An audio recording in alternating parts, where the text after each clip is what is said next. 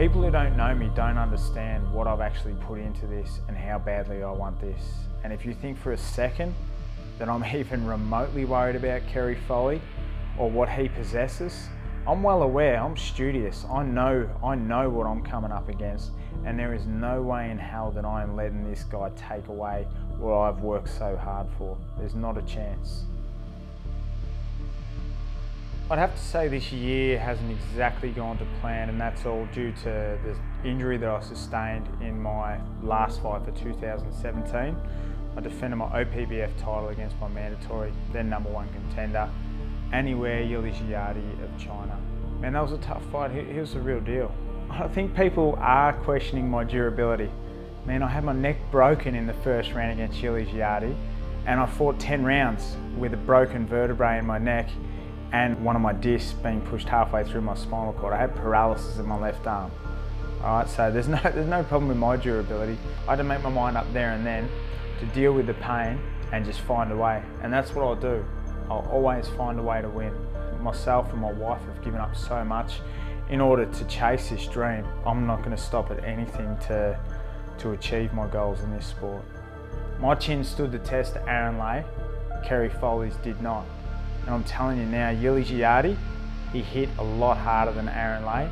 Jayde is one of the most well-balanced fighters. I've shared the ring with Miguel Cotto, Danny Green, Sam Solomon.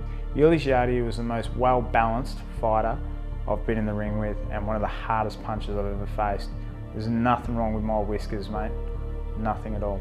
If you were to call somebody out, who would it be? Probably Jayde, Middleweight. Now that would be a fight we'd love to see, Jayde Mitchell. Yeah, Jayde, mate, if you want to do it, let's fucking do it, mate. You and me in the ring, you know, we both think we respect each other. I'm a big puncher, you're a busy fighter, it'll be a fucking good Aussie fight, let's do it.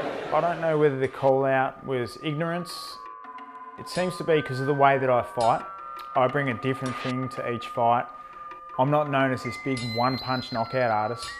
If I catch you, you're gonna feel it. I'm telling you now, you're gonna feel it.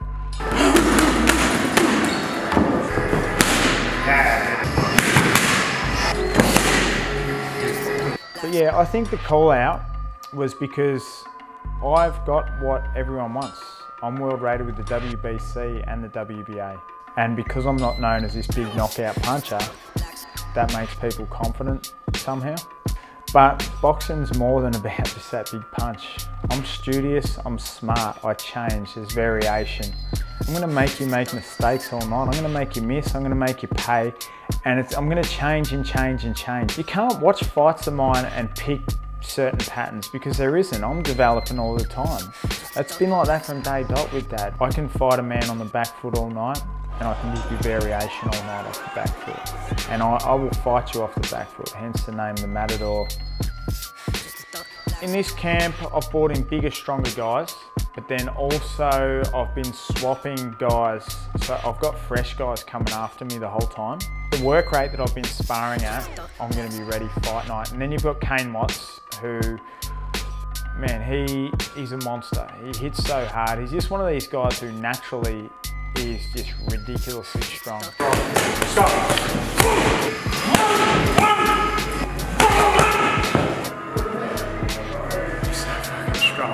The physicality of Kane, and you get clipped with shots every now and again, as you do in sparring. You can't avoid that.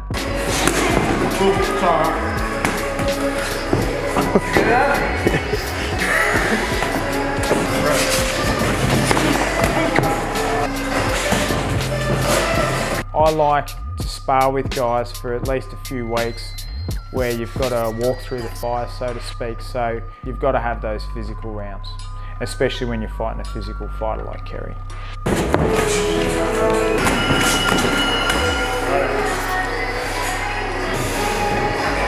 Keep boxing, keep on the inside. Don't stand still. Don't stand still. Lenifer through this camp has been absolutely wrapped because I'm finally listening to Lenifer and Coach Cook. I'm training to be a fighter, not a CrossFit athlete. Even though I've always been extremely fit when I fight and my work rate's through the roof, in the past I've rocked up to the gym and I'm spent before I even get to the boxing gym. It's like flogging a dead horse. I'm just making time for recovery. Recovery is key. So the good people at Beyond Rest in Paran, they're giving us a go of their float tanks down there, and man, I highly suggest that to any combat sports athlete out there. Just completely takes the load off your joints. I use it to visualise goals I want, visualise things in the fight, or I'll just go in there, I'll completely clear my mind. It's been amazing. A lot of cold water immersion as well. It's winter down here. We're right down the bottom of Australia. It's nice and cold down here on the Mornington Peninsula. The results have been great. My body's pulled up well, and this is the first time in my entire professional career that I haven't carried an injury into a fight.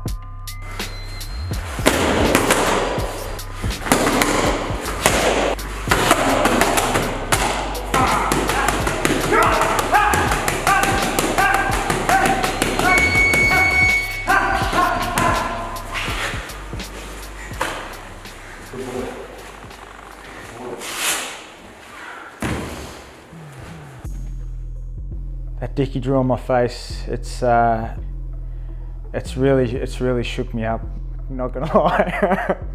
Nah man, you think I give a rat's ass about Kerry Foley and all his shit talk? The guy's always been the same. For the last 12 years, that's all he's done. So many people have reached out to me and just said, starch this fool. Boxing to me is not an emotional thing. I'm not worried about illustrations on fight posters.